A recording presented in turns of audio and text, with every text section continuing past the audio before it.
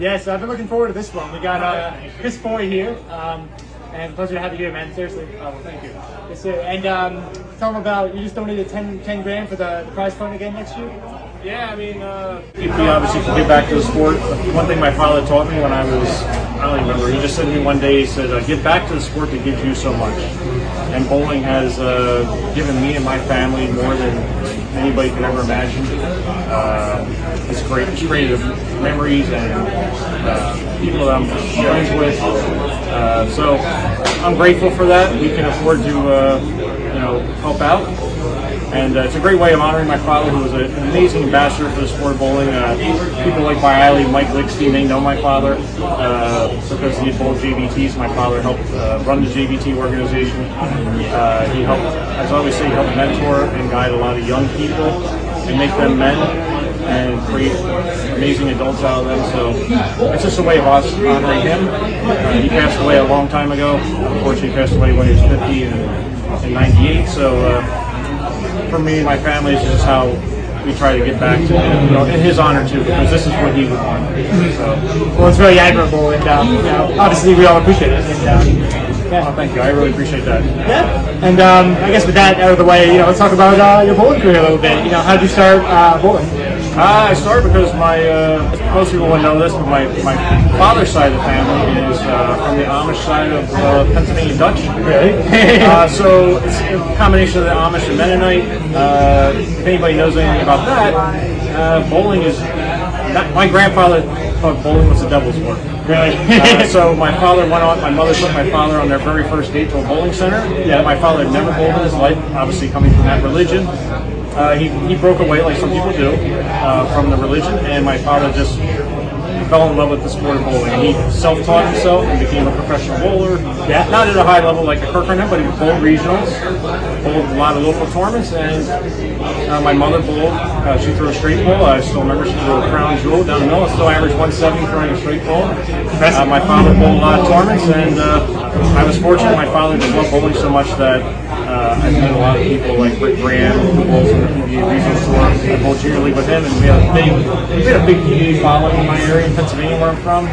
So my father found out about the JVT tournaments. They started taking us to New Jersey 3-4 hours every weekend, and we would bowl.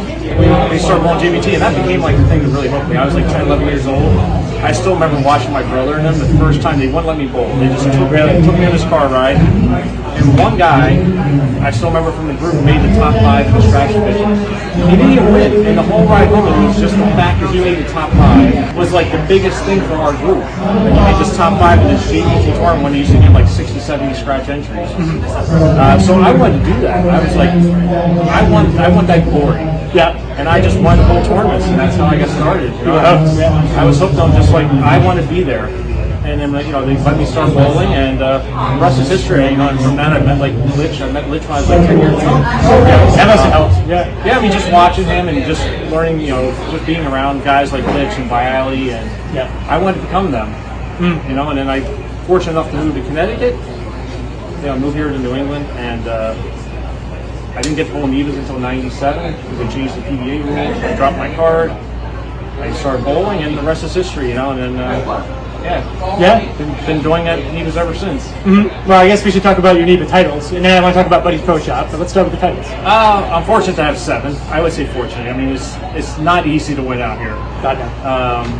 I remember winning my first one, I think it was around 2000, and I was just ecstatic to win my first one. I remember calling my sponsor at the time, and I was just like, I won!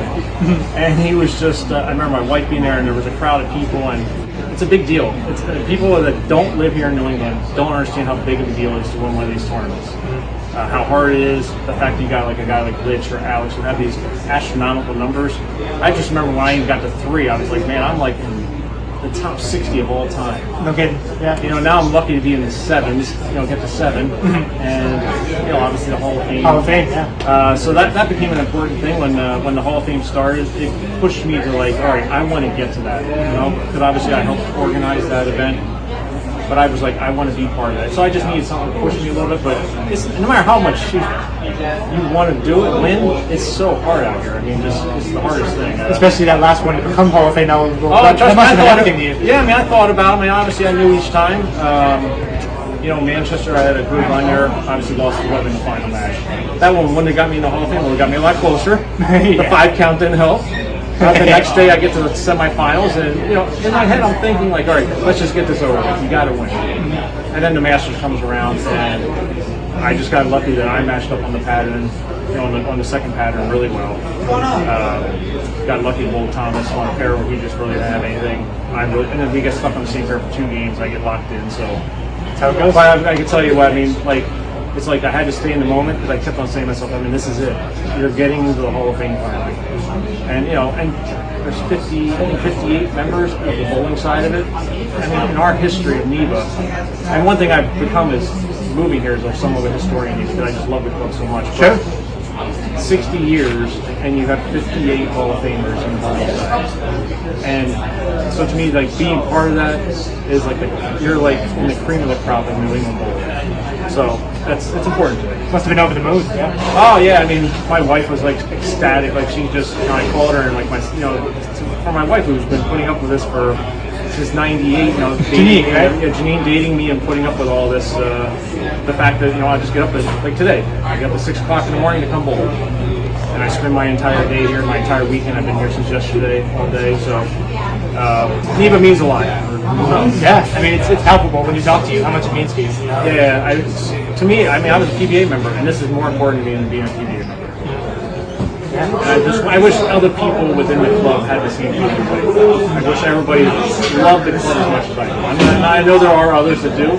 I wish everybody realized how important and how lucky we are to have this. Because I grew up in Pennsylvania, which is a big bowling state. More bowlers than the New England area combined. And we don't have this here. And that's how fortunate we are to have this here. All across the country, they say the same thing is true. Yeah. I mean, when I travel, and this is what people don't get. I mean, the first thing anybody wants to talk to me about is NEBA. And that's why I feel like the people that live here and bowl don't quite get it. And the younger generation doesn't get how lucky they are. Taking it for granted. Yeah, exactly. So from a person that's been in the bowling business all his life, I've been around bowling all my life. My father had a pro shop and all that, and worked pro shops. I get how fortunate we really are. So it's really important. And like I said, part of the reason we help out the club so much is because my son is 9. I'm hoping the club, and I believe it will, get to a point where he gets to bowl. I want the future generations to still have something. Okay. So if I can help out in any way to make that happen, or work with Chris on getting new sponsors, that's what I'm going to do. Yeah. And as a byproduct, it helps all of us. The efforts that you have made, the efforts that the Alley has made, it helps us all. Oh yeah. I mean, and Chris and I had the same feelings about the club because he grew up in bowling also, and I think it's great that we both have the same ideas, and we have such a love for the sport of bowling. Absolutely. And you talked about your father's pro shop, but let's hear about your pro shop, Buddy's Pro Shop. How that started? Yeah, I mean, I got in 1992. My father just said to me, "Hey, I have a pro shop that's available at this." And I was 1 year out. I went to college for 1 year for bowling management, and I only wanted to run bowling centers. I wanted nothing to do with it. Really? I wanted nothing to do with it. I knew how to drill from watching my father. He taught me. I was sitting and watching him do it. I got to drill some balls. But I really didn't want to drill ball. I mean, that wasn't what I wanted to do. I wanted to run bowling centers. I wanted to own a bowling center. I wanted to run it. The day I opened, I was supposed to have a business partner, and he said, "I'm not coming." Really? But I already signed the contract with Nutmeg. They had already gotten me a drill press. The rest is history. I did go leave for after 5 years. I did go work for AMF for 1 year. Ran a couple centers for them. My father then unfortunately got sick. Where I knew that he wasn't doing well. He wasn't telling us, but I could tell just by seeing him.